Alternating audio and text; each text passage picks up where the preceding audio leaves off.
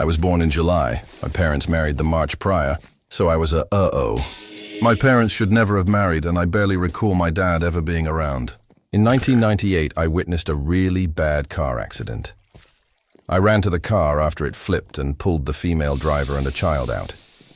The driver was in pretty bad shape, and I did what I could until the EMTs came. I stayed with the child, who was hysterical, until a relative came. I was asked my name and phone number by the relative. I have a very, very uncommon last name. The relative told me that the driver had the same last name.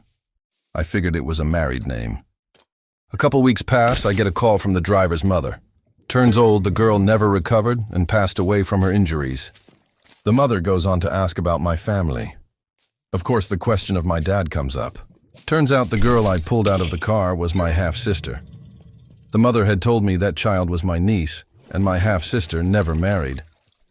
She told me that my dad had told her about me and my mom, but she thought they were going to divorce. They finally did 7 years later. My half-sister came, and by then my dad had moved along. He never asked, and she never went looking for him. I gave her my dad's info and told her to let me know if I could ever do anything. I tried reaching out a couple times, trying to be a good uncle to my niece, but her family wasn't very receptive to the idea, and I took the hint. Fast forward to last fall, a young lady knocks at my door. Turns out she's my niece. She just wanted to know about her family and my dad.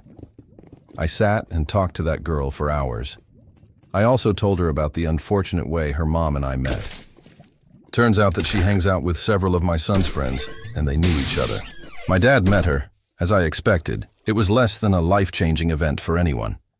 My dad is a distant person, always has been. I was also told that there may be other half-siblings out there. I keep waiting for others to reach out.